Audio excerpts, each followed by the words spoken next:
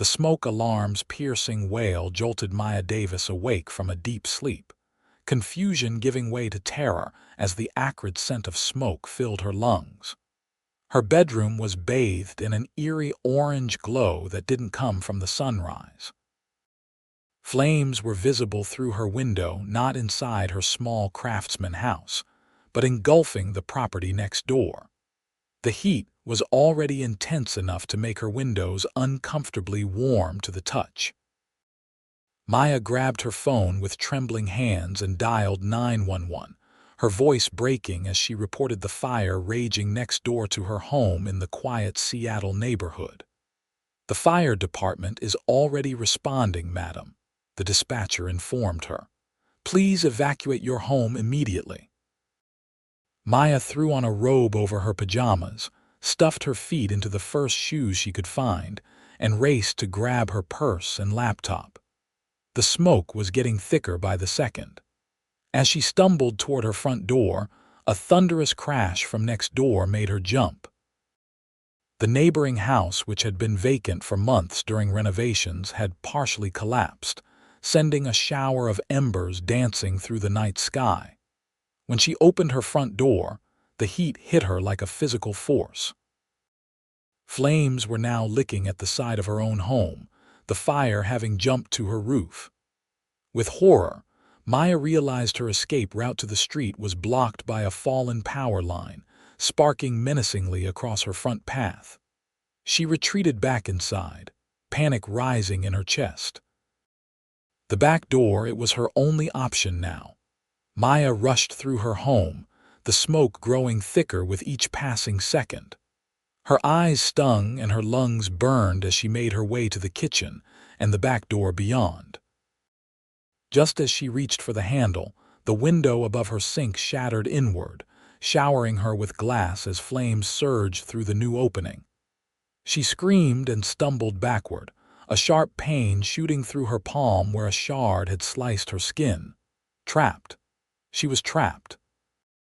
Through the broken window, Maya could see her small backyard illuminated by the inferno, and then a figure rushing through her back gate. A man she didn't recognize, tall and determined, moving directly toward her burning home. "Hello, is anyone in there?" his deep voice called out. "Here." "I'm here," Maya screamed, coughing as smoke filled her lungs. "Stay back from the window," the stranger commanded. Without hesitation, he grabbed the patio chair from her small deck and swung it at the remaining glass in the window frame, clearing a path. Then he was reaching in, his strong arms extended toward her. "Take my hands, now." Maya didn't have time to think. She grasped his outstretched hands, feeling his powerful grip as he pulled her toward the window. In one swift motion, he lifted her through the opening, careful to keep her body away from the jagged edges of glass still clinging to the frame. As she tumbled out into the night air, he caught her against his chest, one arm supporting her back, the other beneath her knees. "I've got you," he said, his voice steady despite the chaos surrounding them. Without setting her down, he turned and ran, carrying her across the lawn away from the blaze. Only when they reached the far corner of her yard, safely away from the spreading fire, did he gently set her on her feet. Maya's legs buckled immediately, and he caught her by the shoulders to steady her. "Easy," he said. "Just breathe." For the first time, Maya got a clear look at her rescuer. In the orange glow of the fire, she could see he was perhaps in his mid-30s, with dark hair and intense eyes that reflected the flames. He wore expensive-looking sweatpants and a plain t-shirt, as though he'd been relaxing at home when the emergency broke out. "Thank you," Maya gasped between coughs. I was trapped. Are you hurt?" he asked, his eyes scanning her quickly for injuries. They stopped at her bleeding hand. "Just my hand, I think." The glass, the wail of sirens grew louder as fire trucks pulled onto their street. The man looked over his shoulder toward the commotion, then back to Maya. "We need to get further away." "Can you walk?" Maya nodded, but when she took a step, dizziness washed over her, Without hesitation, he slipped an arm around her waist, supporting most of her weight. "I'm Yates," he said as they moved together toward the street. "Yates Norwood. I bought the property 2 doors down last month." "Maya Davis," she replied automatically, her mind still struggling to process everything happening around her. "I didn't know anyone had moved in yet." A grim smile touched his lips. "Just finished moving in yesterday. Hell of a welcome to the neighborhood." They reached the street where emergency vehicles were now parked, lights flashing. Firefighters rushed past them, dragging hoses toward both burning houses. An EMT immediately approached them, wrapping a blanket around Maya's shoulders and leading them both to the back of an ambulance. "She has a cut on her hand," Yates explained, "and she's inhaled some smoke." As the paramedic began examining Maya, Yates stepped back slightly, giving them room to work. In the harsh emergency lights, Maya could see him more clearly now. He was handsome in a rugged way, with a strong jaw and shoulders that filled out his simple T-shirt impressively.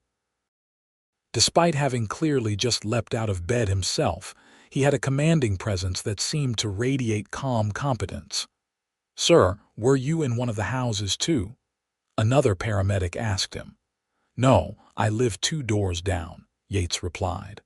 "I saw the fire from my window and came to help." Maya winced as the EMT cleaned the cut on her hand.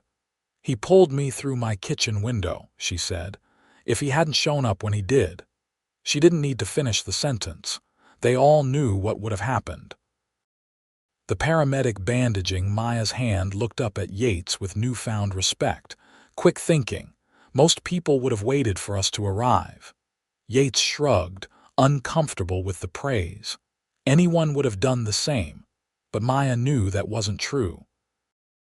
Not everyone would rush into danger to save a stranger.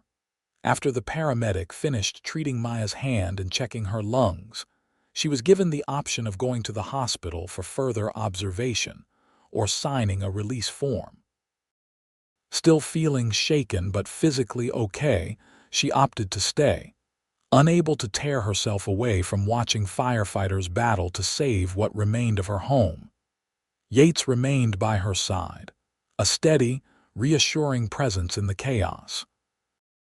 When the fire chief approached to inform Maya that her house had sustained significant damage and wouldn't be habitable for some time, she felt her knees go weak again.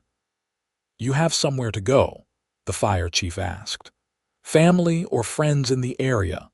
Maya's mind went blank. Her parents lived on the other side of the country. Her closest friend had just moved to Portland. The reality of her situation was beginning to sink in. She had nowhere to go and potentially nothing left. "She can stay with me," Yates said, surprising both Maya and the fire chief. "I have plenty of room." Maya turned to him, startled. "I couldn't possibly. It's just temporary," Yates assured her. "Until you figure things out. My house is right there and it's completely empty except for me." He nodded toward a large craftsman-style home 2 doors down from the fire, set back slightly from the others on a larger lot. The fire chief looked between them. "You two know each other?" "We're neighbors," Yates said simply, as though that explained everything.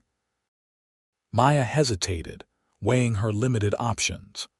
A hotel would drain her savings quickly. She had insurance, but it would take time to process. And the thought of being alone in some anonymous room after everything that had happened made her heart race with anxiety. "If you're sure it's not an imposition," she said finally. "Not at all," Yates replied. "I'd feel better knowing you're somewhere safe after all this." As dawn broke over the neighborhood, the firefighters had finally gotten the blaze under control. Maya sat in a folding chair someone had provided, wrapped in the emergency blanket, watching as the fire department worked to extinguish the remaining hot spots. Her home, the little craftsman house she'd bought just 2 years ago after saving for nearly a decade, stood damaged, but not completely destroyed. The roof was partially collapsed, and the kitchen side of the house was charred beyond recognition, but the structure itself remained standing. "They did a good job," Yates commented, handing her a paper cup of coffee that one of the volunteers had brought. "Firefighters saved a lot of it." Maya nodded numbly, trying to feel grateful but mostly feeling overwhelmed. "What about your house? Is it okay?" "It's fine. The wind was blowing away from me." He gestured toward the smoldering ruins of what had once been the house between Maya's and his own. "That place was empty, thank God, being renovated from what I understand." "Yes," Maya confirmed. "The previous owners sold it to some investor months ago. No one's lived there since they started the renovations." The fire chief approached them again, his face grim but professional. "Miss Davis, we'll need to secure your property once we've fully extinguished everything and completed our investigation. You won't be able to enter until we've determined it's structurally safe, which will take at least until tomorrow." Maya nodded, trying to keep her composure. What started it, do you know?" "Too early to say for certain, but it looks like it might have been electrical in the vacant property. Old wiring combined with construction work can be dangerous." He looked at his clipboard.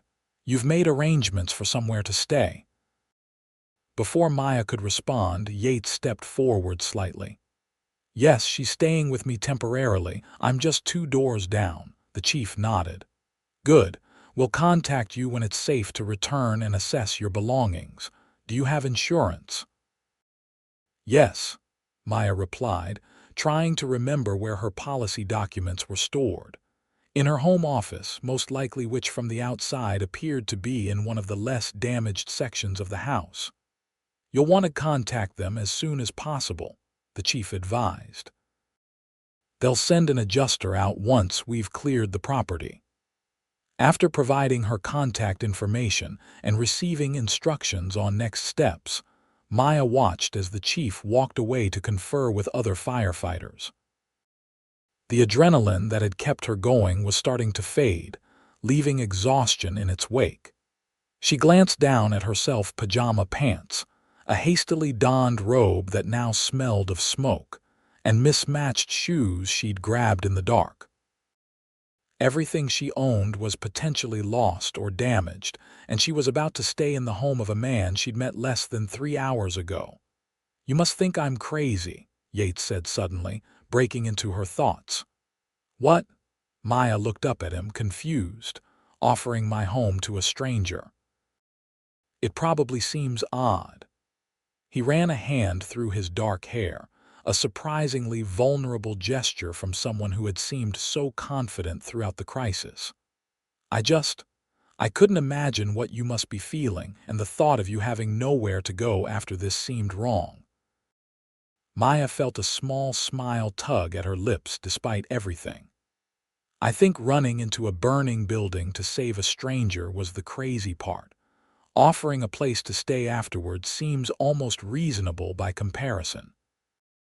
That earned a genuine laugh from him, a warm sound that felt incongruous with the devastation around them, but somehow exactly what Maya needed to hear. "Fair point," he conceded. "Look, if you're uncomfortable staying with me, I completely understand. I can help you find a hotel or—" "No," Maya interrupted. "No, it's okay. I appreciate the offer, really. I'm just processing everything." Yates nodded, understanding in his eyes. "Of course. And for what it's worth, I promise I'm not an axe murderer or anything." "That's exactly what an axe murderer would say," Maya replied, surprising herself with the attempt at humor. His smile widened. "Touché. But seriously, I'm just a guy who moved to a new city for a fresh start and happened to be in the right place at the right time tonight." There was something in his tone that hinted at a deeper story, but Maya didn't have the energy to explore it now. Instead, she simply nodded and sipped the cooling coffee, grateful for his kindness amid the disaster. As the morning progressed, more neighbors emerged from their homes, gathering at a safe distance to watch the firefighters work. Several approached Maya to offer condolences and help. She accepted their kind words gratefully, but found herself instinctively moving closer to Yates with each new conversation. He seemed to sense her discomfort with being the center of attention, and smoothly fielded many of the questions directed her way. Finally, when the fire was fully extinguished and the emergency vehicles began to disperse, Yates gently touched Maya's elbow. "Ready to get away from all this for a while?" he asked quietly. Maya nodded, suddenly desperate to escape the smell of smoke and the sight of her damaged home. "Yes, please." They walked slowly down the street toward Yates' house, Maya still wrapped in the emergency blanket despite the morning warmth. As they approached his property, Maya realized she'd never paid much attention to this particular house before. Set further back from the road than the others, it was larger and more elegant, with beautiful landscaping that must have been recently updated. "It's lovely," she commented, trying to focus on anything positive. "Thanks. I fell in love with it online before I even moved to Seattle. It was actually one of the reasons I chose this neighborhood." He led her up the front walkway to a wide porch with comfortable-looking seating. "I like that all the homes here have character, not like those cookie-cutter developments." Maya found herself nodding in agreement. It was one of the reasons she'd chosen her own home, to the charm and history of the older neighborhood. Yates unlocked the front door and stepped aside to let Maya enter first. The interior was spacious and bright, with hardwood floors and high ceilings. Some rooms were sparsely furnished, while others contained stacked boxes, evidence of his recent move. "Sorry about the chaos," he said, gesturing to the boxes. "I'm still getting organized." "It's fine," Maya assured him, suddenly feeling self-conscious about her appearance and situation. "I'm the one who should be apologizing for imposing." "You're not imposing," Yates said firmly. "And the first order of business should be getting you some comfortable clothes. I'm guessing you don't want to stay in smoky pajamas all day." Maya looked down at herself again and grimaced. "No, but I don't have anything else at the moment." "I might have a solution," Yates said. "My sister visited last weekend to help me move in, and I think she left a few things behind. She's closer to your size than I am, obviously. That would be wonderful if you don't think she'd mind." "She won't mind at all," Yates assured her, leading the way upstairs. The second floor was more settled than the first, with furniture properly arranged and fewer boxes. Yates showed her to a guest bedroom with an attached bathroom, both tastefully decorated in soothing blues and grays. "Make yourself at home," he said. "I'll find those clothes and leave them outside the door for you. Take all the time you need to shower and rest." Maya felt tears prick her eyes at his thoughtfulness. "Thank you, Yates, for everything," he smiled gently. "Try to get some rest. When you're ready, we can figure out next steps." After he left, Maya stood in the middle of the beautifully appointed guest room, feeling completely unmoored. Less than 5 hours ago, she'd been asleep in her own bed.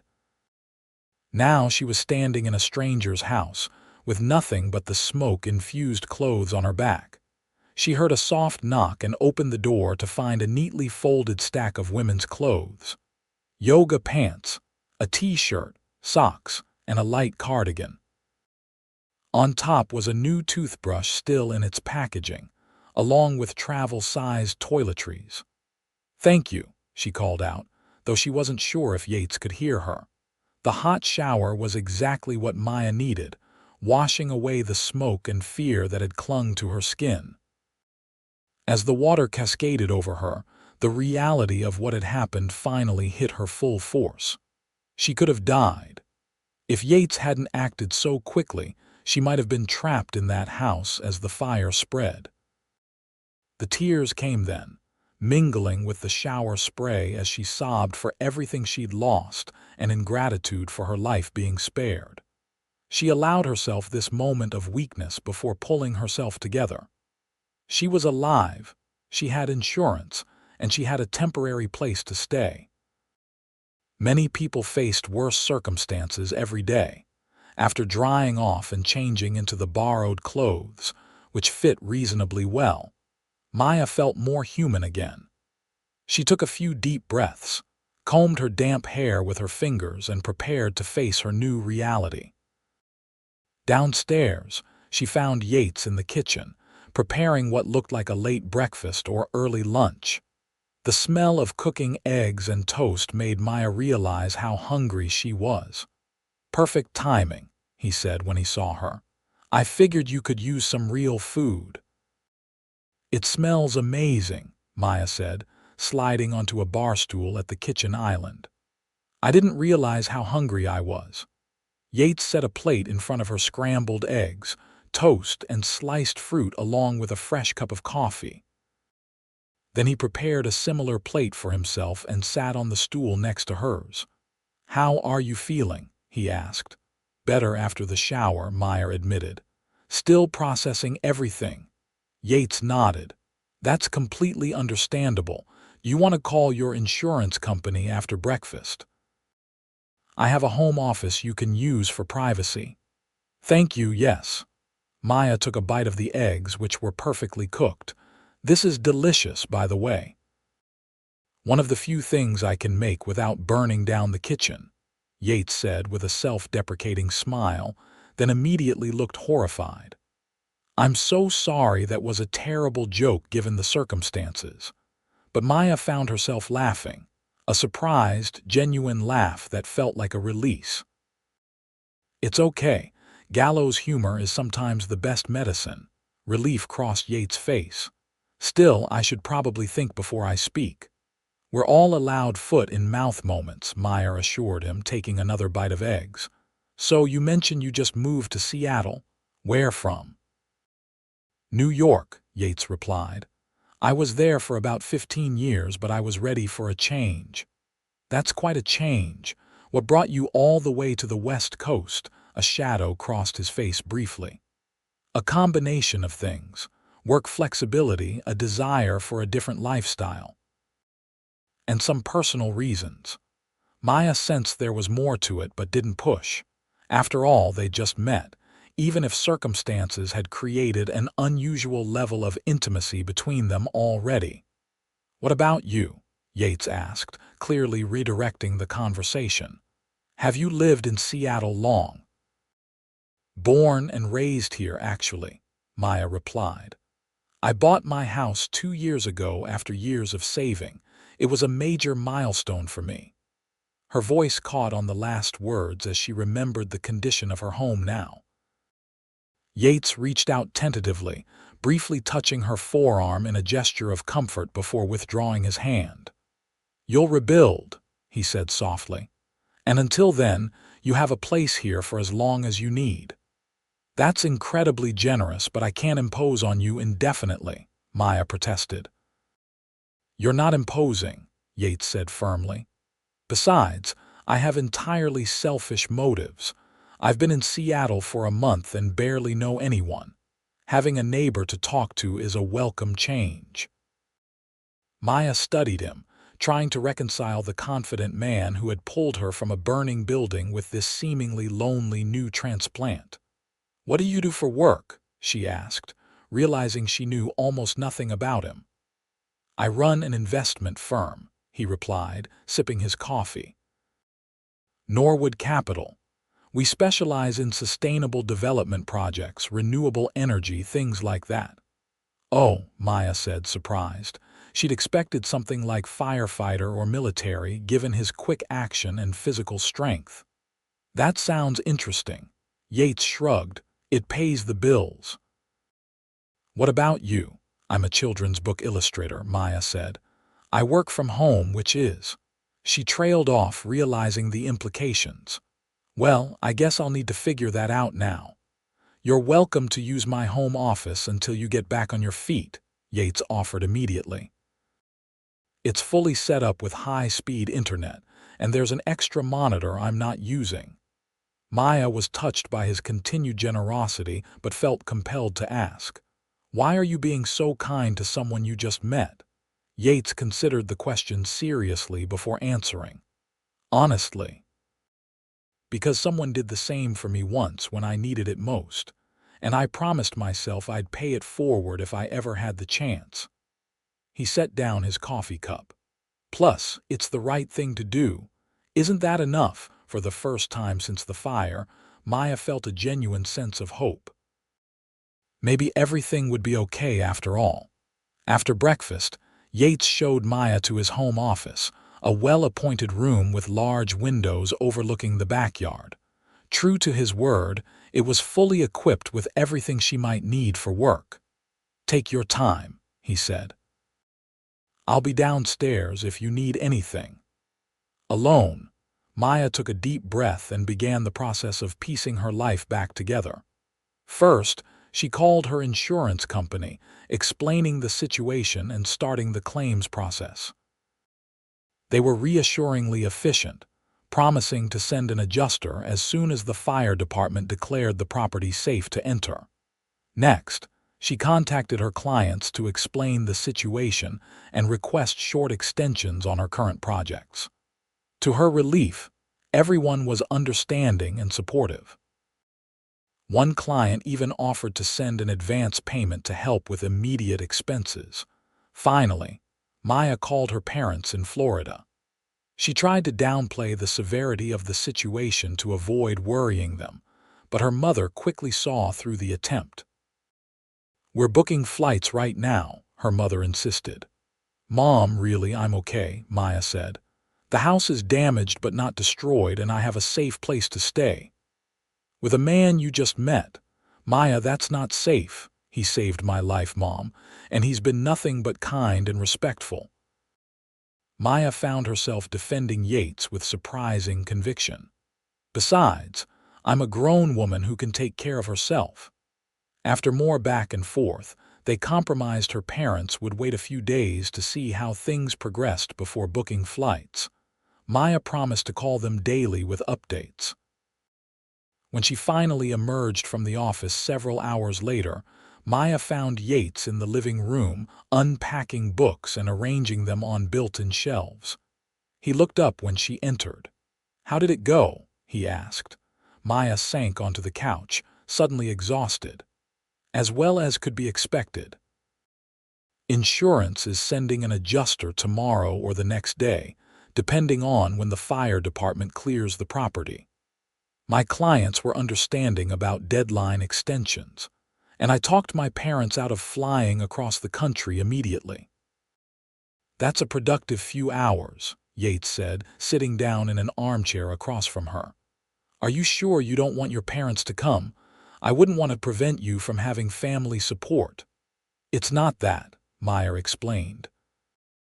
"They just worry and hover, and there's nothing they can actually do right now. Better for them to visit when things are more settled." Yates nodded in understanding. "Makes sense. I have a mother like that too, loves deeply, but shows it by trying to control everything." "Exactly," Maya said, feeling a small connection in their shared experience. She glanced at the books he'd been unpacking, an eclectic mix of fiction, business titles, and what looked like books on architecture and design. "Quite the collection," she commented. Yates followed her gaze. "Books are my weakness. I probably should have downsized when I moved cross-country, but I couldn't bear to part with them."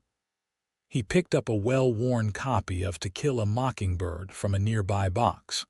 "This was the first classic I truly loved. My high school English teacher gave it to me when she saw how much it affected me." Maya smiled at his obvious affection for the book. "That's lovely. I have a similar attachment to The Secret Garden. It was the first book I remember wanting to illustrate." "Is that what inspired you to become an illustrator?" "Partly," Maya said. "I've always loved drawing, even as a child. My parents have embarrassing stories about me drawing on walls and furniture before they could give me proper paper." Yates laughed, a warm sound that Maya was beginning to appreciate. I can imagine. Do you have a portfolio online? I'd love to see your work. Maya felt a small flush of pleasure at his interest. I do. I can show you later if you'd like. I would, he said sincerely. They fell into comfortable conversation as Yates continued unpacking books and Maya occasionally helped, passing him volumes or suggesting arrangement options. There was an easy rhythm to their interaction that belied the unusual circumstances of their meeting. As evening approached, Yates ordered takeout from a nearby Thai restaurant, insisting on paying despite Maya's protests. They ate at the kitchen island, discussing favorite foods and restaurants. Maya was surprised by how normal it felt, as if they'd known each other far longer than a single day. I should make a list of things I need to buy tomorrow, Maya said as they cleared the takeout containers. Just the bare essentials until I can get back into my house.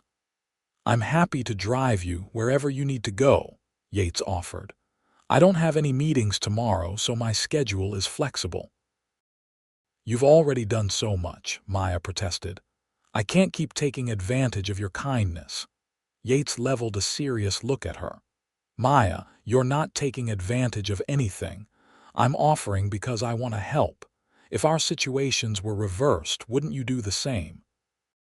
Maya considered this and realized he was right. She would absolutely help if roles were reversed. Okay, she conceded. Thank you. That night, lying in the comfortable guest bed, Maya struggled to process everything that had happened in the past 24 hours.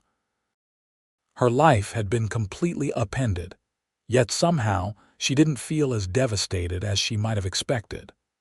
Perhaps it was still shock, or maybe it was the unexpected kindness of a stranger who no longer felt quite so strange.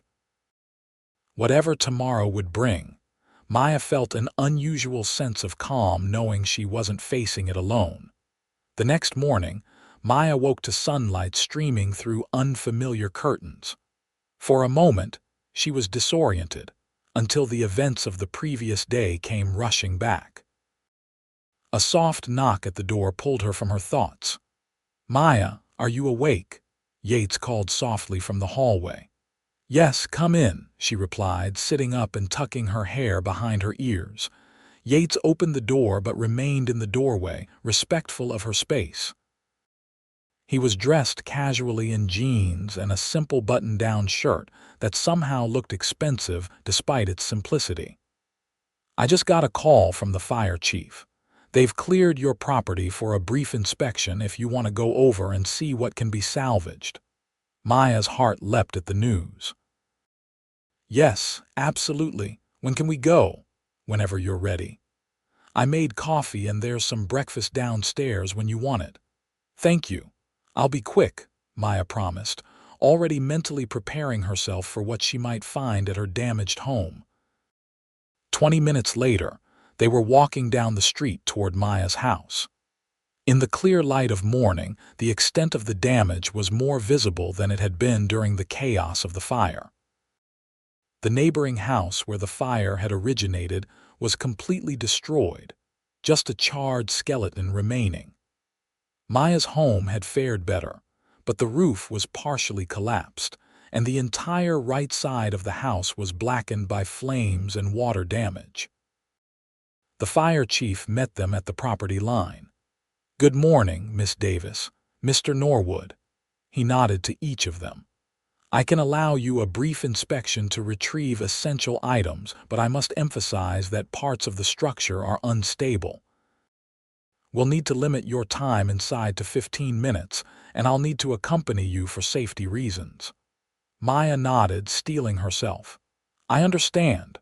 I'll wait here, Yates said, giving her space for this difficult moment. Actually, Maya said, surprising herself, would you mind coming with me? For moral support. Something flickered in Yates' expression, surprise, followed by what might have been pleasure at being asked. Of course, if you're sure. The fire chief led them carefully around debris to the front door, which remained intact despite everything. "Watch your step and stay where I indicate is safe," he warned. "And if I say we need to leave immediately, no arguments."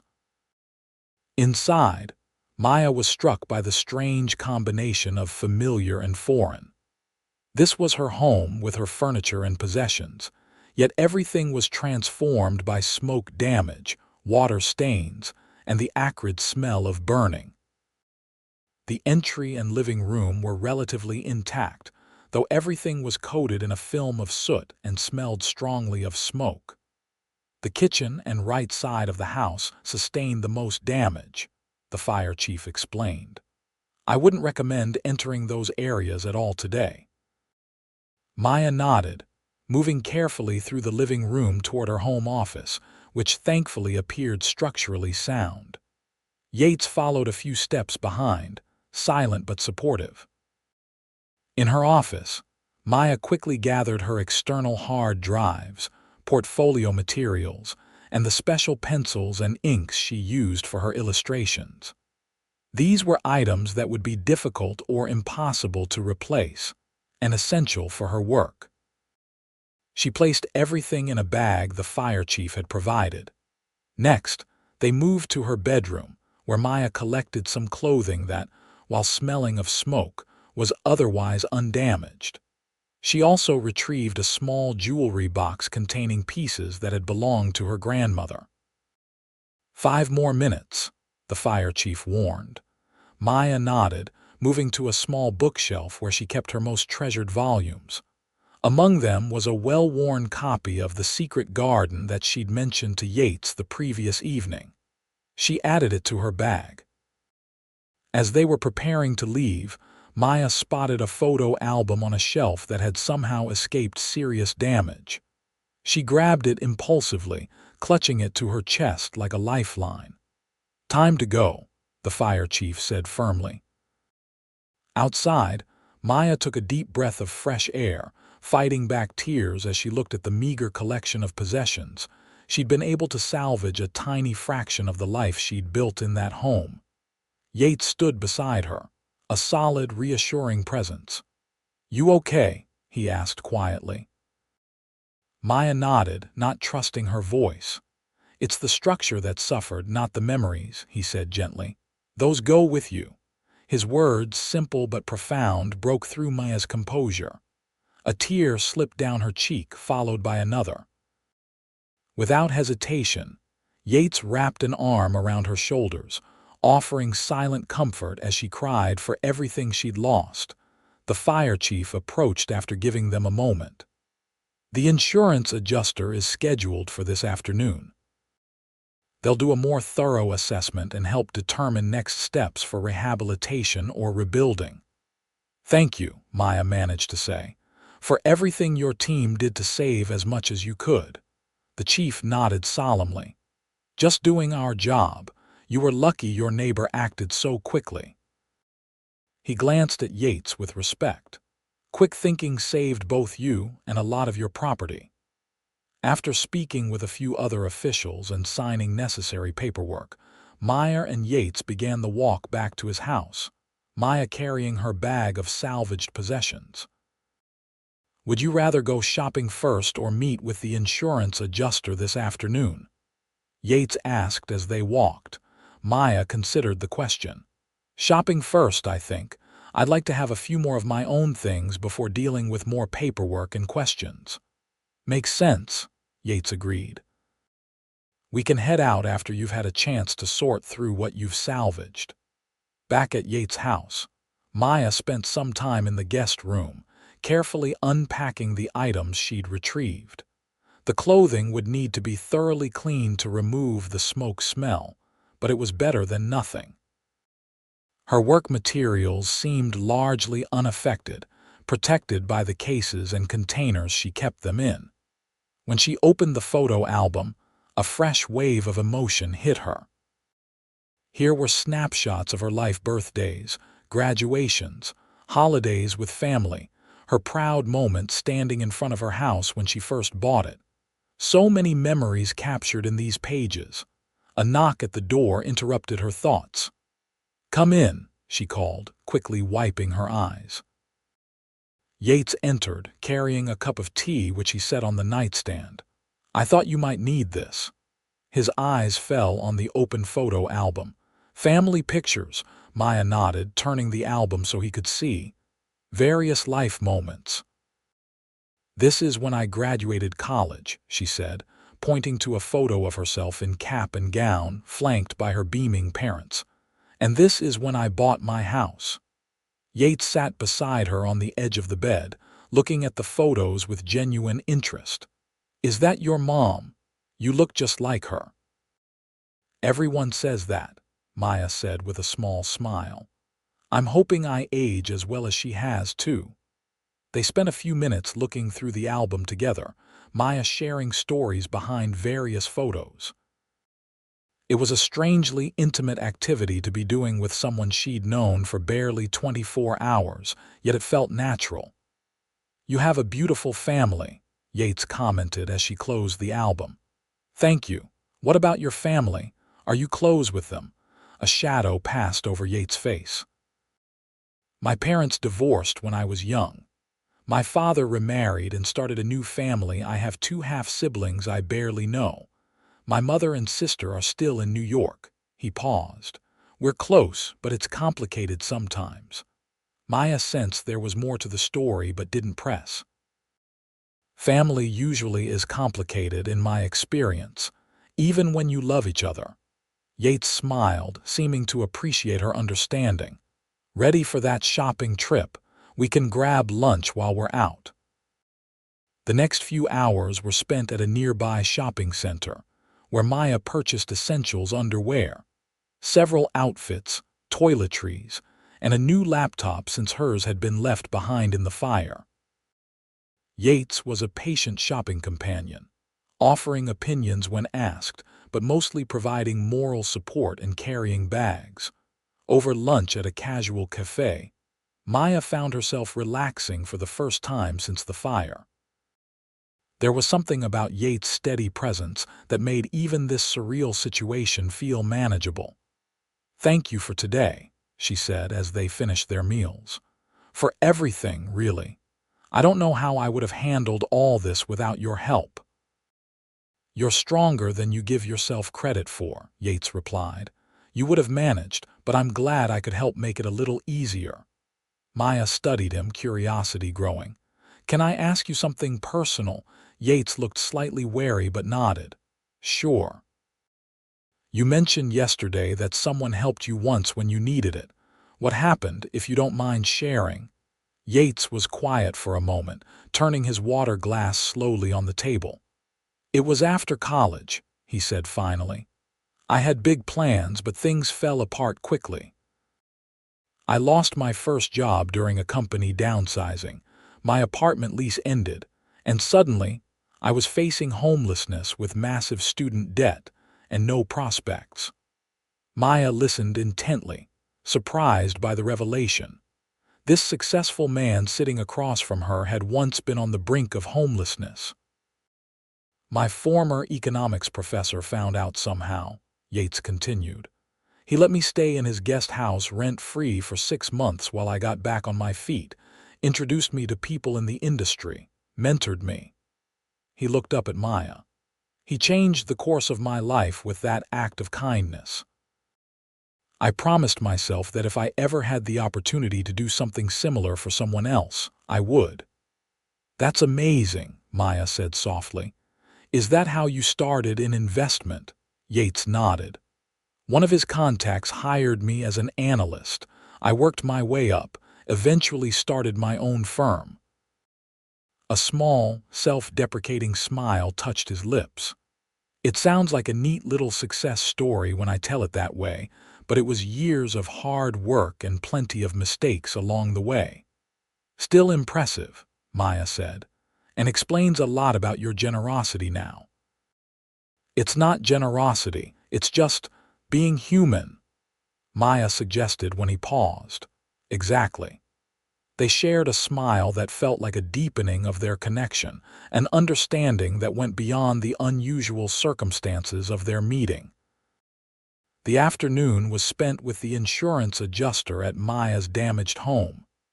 Yates accompanied her again, offering quiet support as she answered questions and documented losses. The adjuster was thorough but kind, explaining the process and giving realistic timelines for claims and potential rebuilding. Based on my initial assessment, you're looking at 4 to 6 months of reconstruction work, the adjuster explained.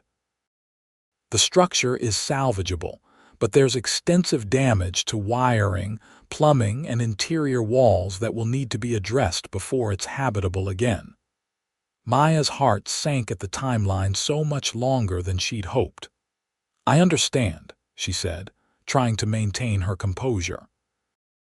Your policy includes temporary living expenses, the adjuster continued.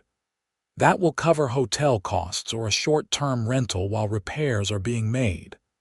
Thank you, Maya said automatically, though her mind was racing with the implications of being displaced for half a year. Back at Yates' house that evening, Maya was quiet as they prepared dinner together, a simple meal of pasta and salad that Yates insisted was within his limited cooking abilities. You're worried about the timeline, Yates observed as they sat down to eat. Maya nodded. 6 months is a long time to be without a home. The insurance will cover a hotel for a while, but not for that entire period. And short-term rentals in Seattle are incredibly expensive.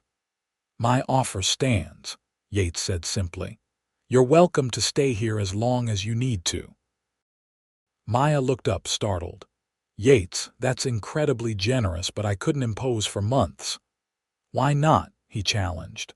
The house is huge, far bigger than I need for just myself. You'd have complete privacy in your own space, and frankly, I've enjoyed the company. He hesitated before adding, unless you're uncomfortable staying here, which I would completely understand. It's not that, Maya assured him. You've been nothing but respectful and kind. It's a lot to accept from someone I've known for such a short time. Yates considered this. What if we formalize it a bit? You could pay a nominal rent, whatever you feel comfortable with, and we can set clear boundaries and expectations. Would that help? Maya had to admit it would. The idea of contributing financially made the arrangement feel less like charity and more like a normal roommate situation. And the thought of having a stable living situation while her house was repaired was undeniably appealing. We could try it, she said cautiously. On a month-by-month basis to see how it goes. Yates smiled, clearly pleased. Perfect. And if at any point you decide you'd prefer other arrangements, I'll understand completely. Thank you, Maya said, meaning it deeply. For everything. No thanks needed, Yates replied, his eyes warm as they met hers. I have a feeling this arrangement might benefit me as much as it does you. The following weeks fell into a surprisingly comfortable rhythm.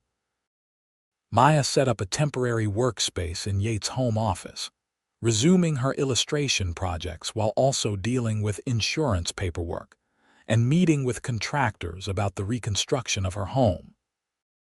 Yates returned to his normal work schedule, often taking video calls in his bedroom to leave the office free for Maya during business hours. In the evenings, they typically cooked and ate dinner together, sharing stories about their days and gradually learning more about each other. Maya discovered that Yates was brilliant in business, but refreshingly down-to-earth in person.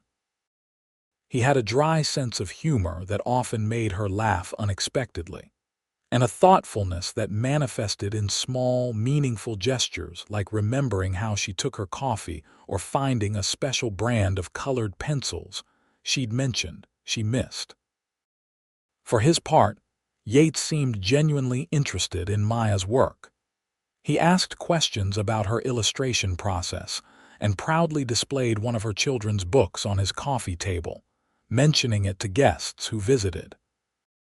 My roommate illustrated this, he would say, with evident pride that both embarrassed and pleased Maya. One evening, about 3 weeks after the fire, they were sitting in Yates' living room after dinner. Maya was sketching ideas for a new book project, while Yates reviewed documents on his laptop. The companionable silence was comfortable, broken only by the soft scratching of Maya's pencil and the occasional tap of Yates' keyboard. "Can I ask you something?" Maya said suddenly, looking up from her sketchpad. Yates closed his laptop. "Of course. You mentioned moving to Seattle for a fresh start. What were you starting fresh from?" The question had been on her mind for weeks, especially as she'd come to know more about his successful career. What would drive someone to leave a thriving business in New York for a new beginning across the country? Yates was quiet for a long moment, and Maya worried she'd overstepped. "You don't have to answer if it's too personal," she added quickly. "No, it's okay," he said. "It's just not something I talk about often." He set his laptop aside and leaned forward, elbows on his knees. "The short version is that I was engaged and it ended badly, very badly." Maya felt a pang of sympathy. "I'm sorry." "The longer version," Yates continued, his eyes fixed on a point somewhere beyond Maya, "is that I spent 3 years with someone who, as it turned out, was more interested in my financial success than in me as a person." "That's awful," Maya said softly. "I proposed on New Year's Eve at this elaborate party I'd planned for months. She said yes. Everything seemed perfect." A bitter smile touched his lips. 2 weeks later, I overheard her on the phone with a friend, laughing about how she'd finally locked down a meal ticket and how she could tolerate sleeping with me for the lifestyle it provided. Maya winced at the cruelty of it. "Yates, I'm so sorry." He shrugged, trying to appear nonchalant though Maya could see the hurt still lingered. It was a wake-up call, not just about her, but about the circles I was moving in, the values I was surrounded by. After we broke up, I couldn't walk into a room without wondering who else saw me as just a bank account rather than a person. "So you left?" "I left," he confirmed. "Moved the base of operations for my company to Seattle, bought this house, and decided to start over somewhere new. Somewhere I could just be Yates, not Yates Norwood of Norwood Capital." Maya considered his words carefully. "Is that why you didn't mention being a millionaire when we first met?" A surprised laugh escaped him. "Was I supposed to introduce myself that way?" "Hi, I'm Yates. I have lots of money. Nice to meet you." Maya smiled at his response.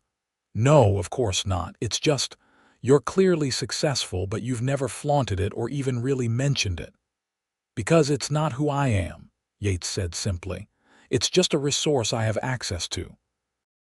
And frankly, after what happened in New York, I prefer people who see me as more than my net worth." Maya nodded in understanding. She'd never thought about wealth that way, as potentially isolating rather than freeing. "Thank you for telling me. And for what it's worth, I think you made the right choice moving here." "Oh, why's that?" Yates asked, seeming genuinely curious. "Because you seem like someone who values authenticity and genuine connections," Maya said. "Seattle has its flaws, but pretentiousness isn't typically one of them. People here tend to care more about who you are than what you own." Yates smiled, a real smile that reached his eyes. "That's exactly what I've found, and it's exactly what I needed." He hesitated before adding, "though I wasn't expecting to find it quite so dramatically through a house fire." Maya laughed softly.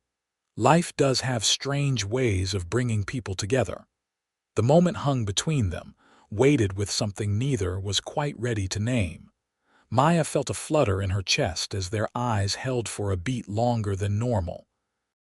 "Your turn," Yates said finally, breaking the tension. "Any dramatic relationship disasters in your past?" Maya grimaced. "Nothing quite so soap opera worthy, I'm afraid. My last relationship ended about a year ago, mutual decision, no dramatic revelations. We simply realized we wanted different things." She paused, thinking.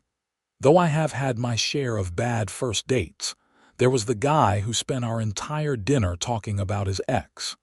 The conversation shifted to lighter territory, sharing dating horror stories that had them both laughing.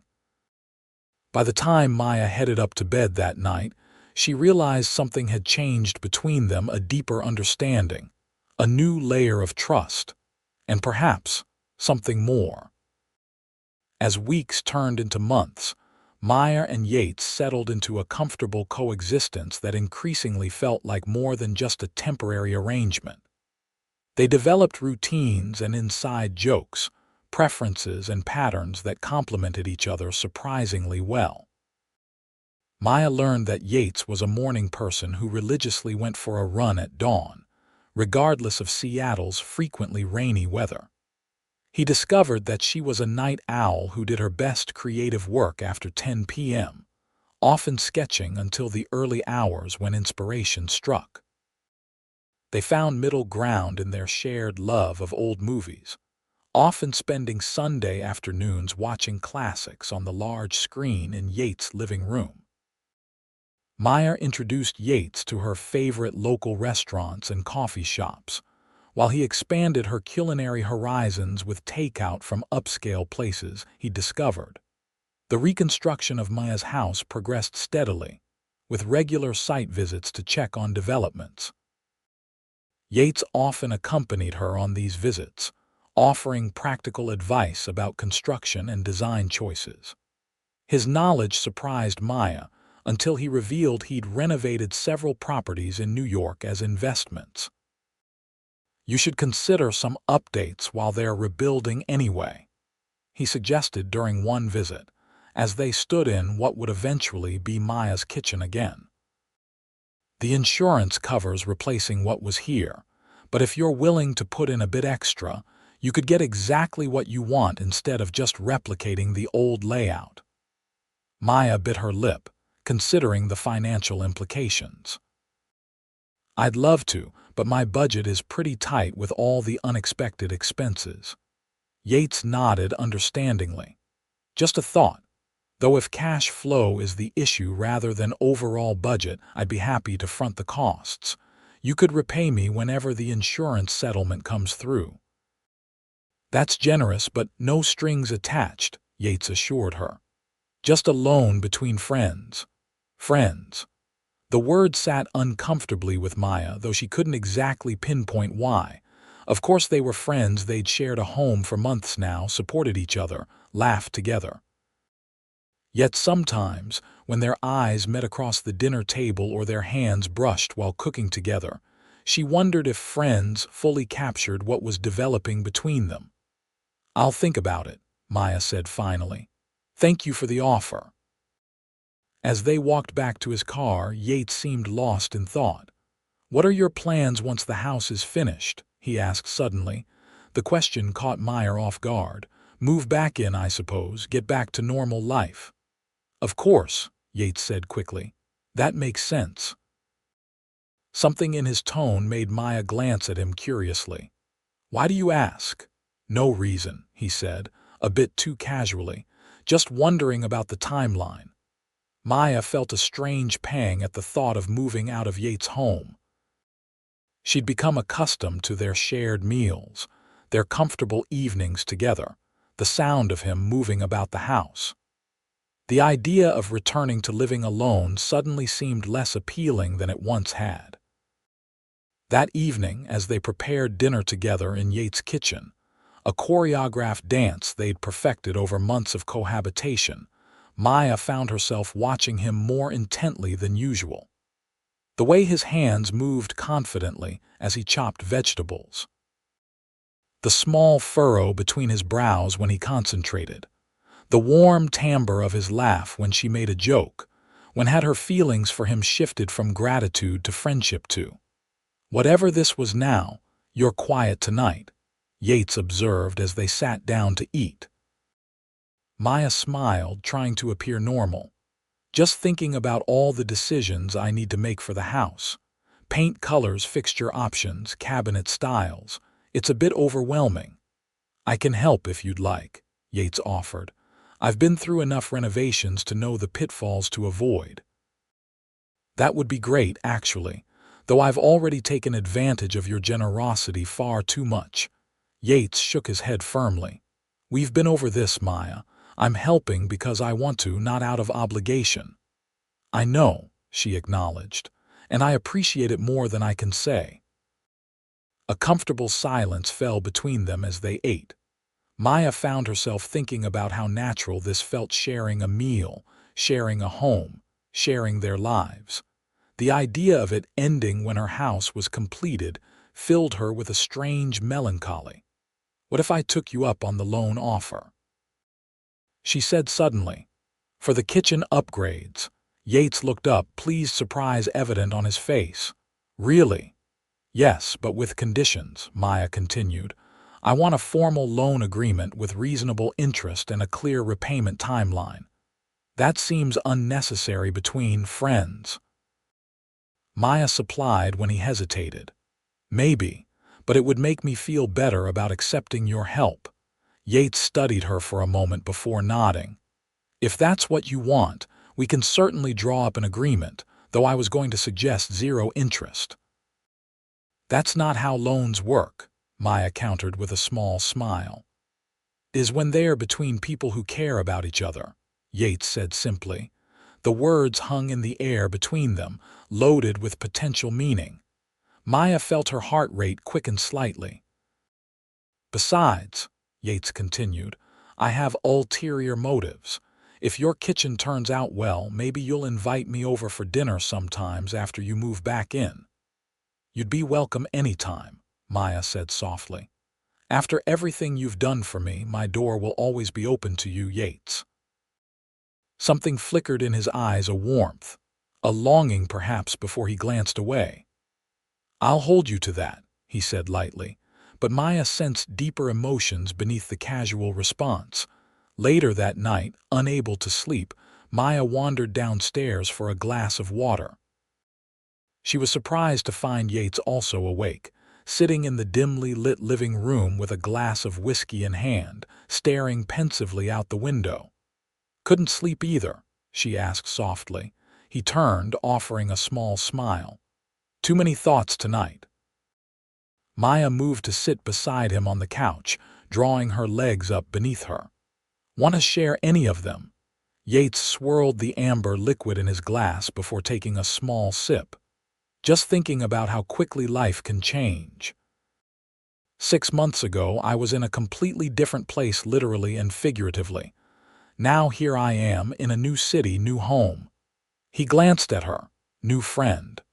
Good changes, I hope. The best, he said with surprising intensity.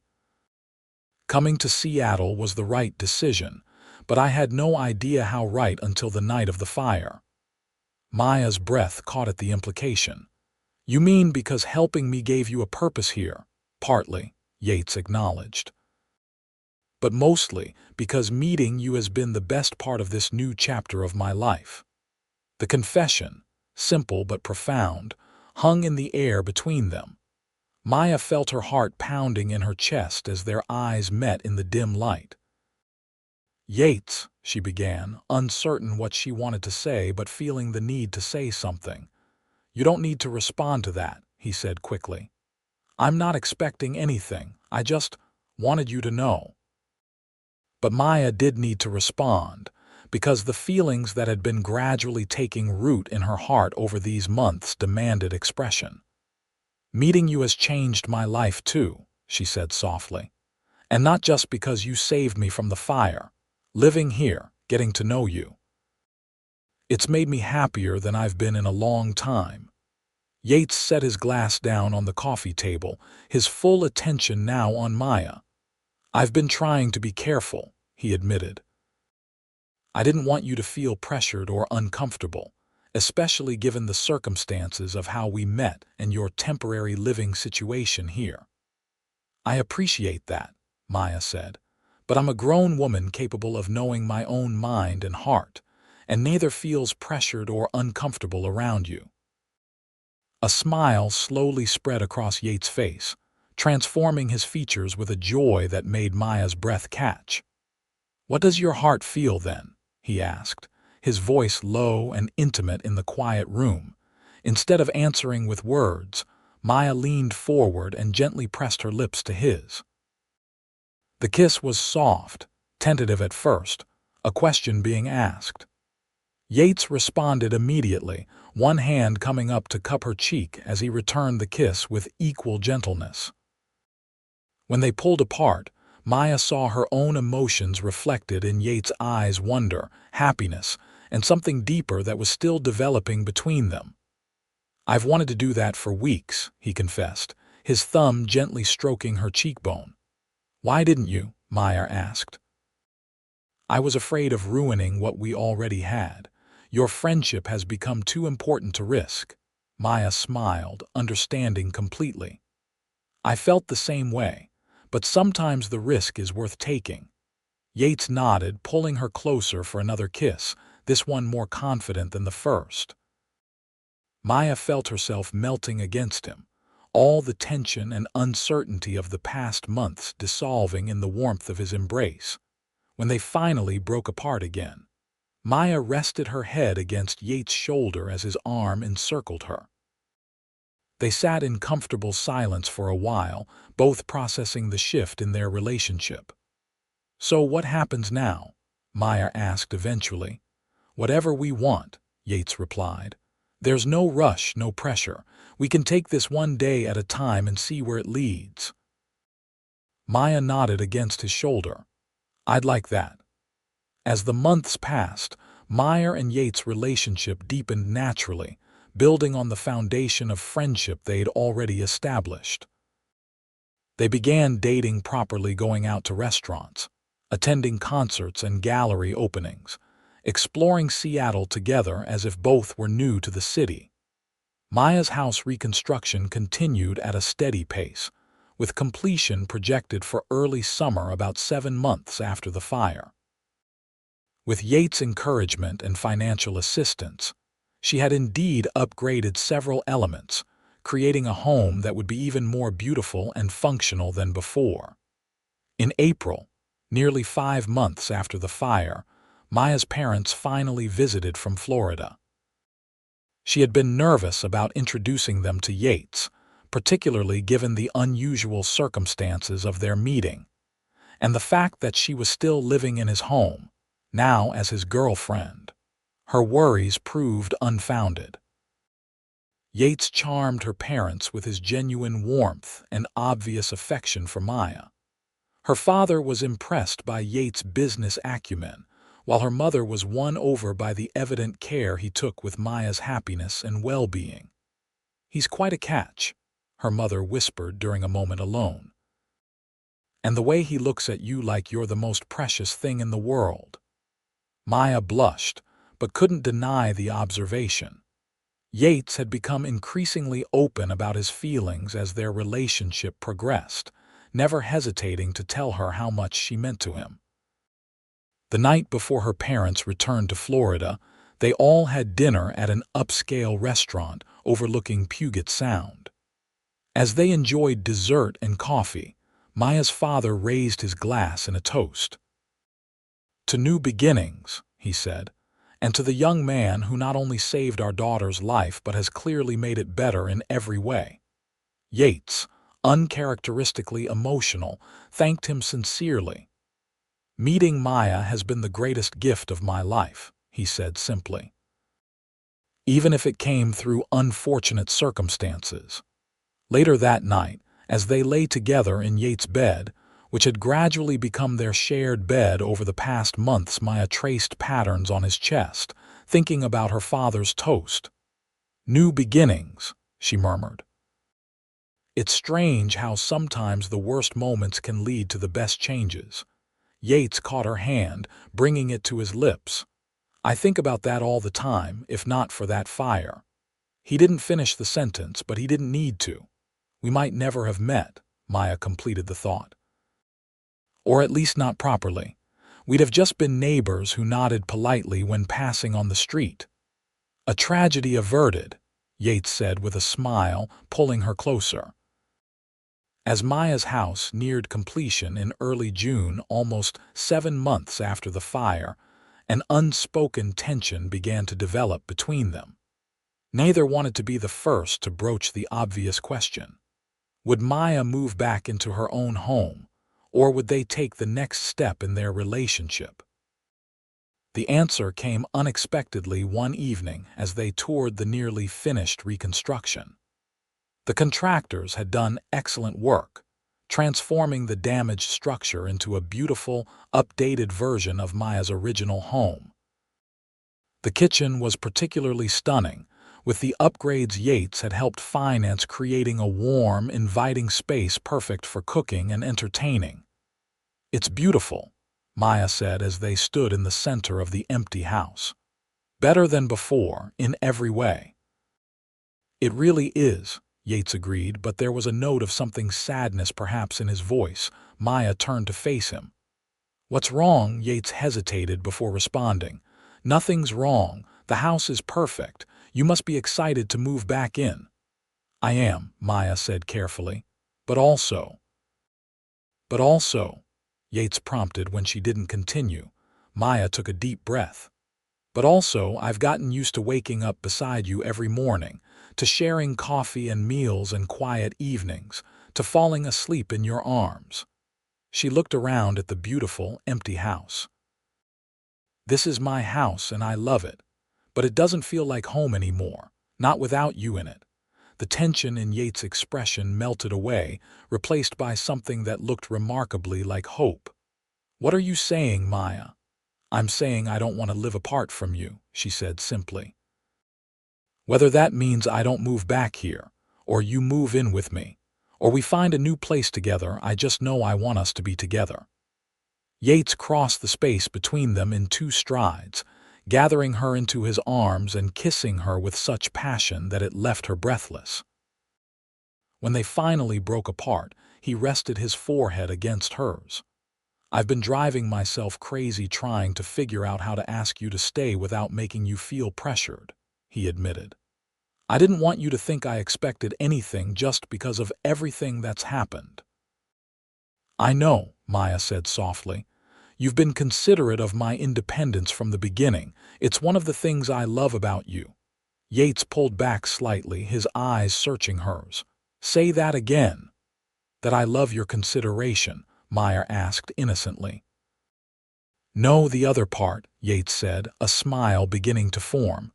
"That I love you." Maya's voice was soft but certain. "Because I do, Yates, I love you." "I love you too," he replied without hesitation. "More than I ever thought possible." They stood there in the empty house that had once been Maya's entire world, now just a structure that paled in comparison to the home they'd built together. "So what do we do about this place?" Yates asked eventually, looking around at the newly renovated house. Maya considered the question. "We could rent it out," she suggested. "It would provide income and we'd still have it if we ever needed it in the future." "That's practical," Yates agreed. "And where do we live?" "I've grown quite attached to your house," Maya admitted, "if you're willing to share it permanently." "It's already felt more like a home since you've been in it," Yates said. "I'd love nothing more than to make it our home officially." 2 weeks later, with Maya's house furnished and ready for tenants, they made the arrangement official. Maya moved the last of her salvaged belongings into Yates' home, now their home, and they celebrated with a small housewarming party for friends and neighbors. As their guests mingled in the backyard on a perfect Seattle summer evening, Yates pulled Maya aside, leading her to a quiet corner of the garden. "I have something for you," he said, reaching into his pocket. "Yates, you didn't need to get me anything," Maya protested. "You've already given me so much." "This is different," he said, a nervous edge to his voice that Maya rarely heard from him. He withdrew a small velvet box from his pocket and Maya's breath caught in her throat. "I know it might seem fast," Yates said quickly. "And if it's too soon, I completely understand. But the fire taught me how quickly life can change for better or worse. I don't want to waste any time not being fully committed to you." He opened the box to reveal a beautiful ring with a centered diamond surrounded by smaller sapphires. Maya Davis, I fell in love with you in the most unexpected way at the most unexpected time. Every day since has been a gift I never want to take for granted. Will you marry me? Tears filled Maya's eyes as she looked from the ring to Yates' hopeful face. Yes, she whispered. Yes, of course I will.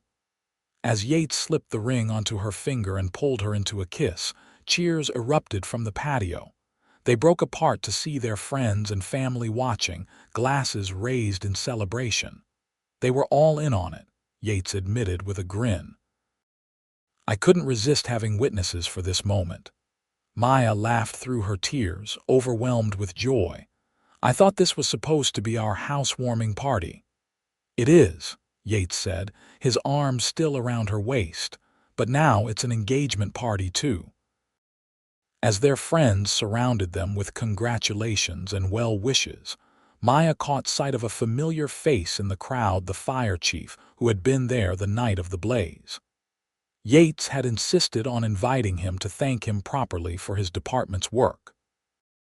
When the chief approached to congratulate them, he shook Yates' hand firmly. When I saw you carrying her out of that house that night, I never would have guessed we'd be here 7 months later. Life has a way of surprising us, Yates replied, his arm securely around Maya's waist. Well, for what it's worth, the chief said with a smile, in all my years of service, this is the first time I've seen a house fire lead to a happy ending. The happiest, Maya agreed, looking up at Yates with love. Though I hope any future rescues he performs are considerably less dramatic. Yates laughed, pulling her closer. The only rescuing I plan to do from now on is picking you up when you're too tired to walk, or reaching things from high shelves. My hero in every way, Maya said softly, stretching up to kiss him once more. 1 year after the fire, Maya and Yates were married in a beautiful ceremony in their backyard, the same place where he had proposed. The garden was transformed with flowers and twinkling lights, creating a magical setting for their friends and family to witness their union. Maya's renovated house had been successfully rented to a young professor and his wife, providing additional income that allowed her to be more selective about her illustration projects, taking only those that truly inspired her. Yates' company continued to thrive, though he had restructured it to allow for more personal time and less travel. During their vows, Yates made a promise that brought tears to everyone's eyes. I will always be there to pull you from whatever fires life throws our way, he said. Just as you've rescued me from a life I didn't even realize was empty until you filled it with your light. Maya's response was equally moving. You didn't just save me that night, you showed me what it means to be truly seen and valued. I promise to love you with the same courage and certainty you showed when you reached through that window and changed both our lives forever. As they shared their first dance as husband and wife under the stars, Yates held Maya close and whispered in her ear, "Best fire ever." Maya laughed against his chest. "Don't let the fire chief hear you say that. He'd understand," Yates insisted. "Some destruction leads to the most beautiful rebuilding." Looking around at their home, their friends and family, and into the eyes of the man who had first been her rescuer, then her friend, and now her husband, Maya couldn't help but agree. From the ashes of that terrible night had risen something more precious than anything that had been lost, a love that would warm them for the rest of their lives. As the evening wound down and guests began to depart, Maya and Yates stood arm in arm on their porch, watching the sunset paint the sky in colors reminiscent of flames, but these were beautiful, promising colors that heralded only new beginnings, not endings. I never thought I'd be grateful for a house fire, Maya mused, leaning against her husband's strong shoulder. Life's strangest challenges often lead to its greatest gifts, Yates replied, pressing a kiss to her temple. And you, Maya Norwood, are the greatest gift I've ever received. In the distance, A siren wailed briefly, a fire truck heading to another emergency somewhere in the city. Meyer and Yates shared a knowing look, both saying a silent prayer for whoever might be facing their own life-changing moment tonight. Then, hand in hand, they turned and walked into their home, closing the door on the past and stepping fully into the future they would build together, a future neither could have imagined before that fateful night when a millionaire saved his neighbor from a house fire and never stopped being her hero.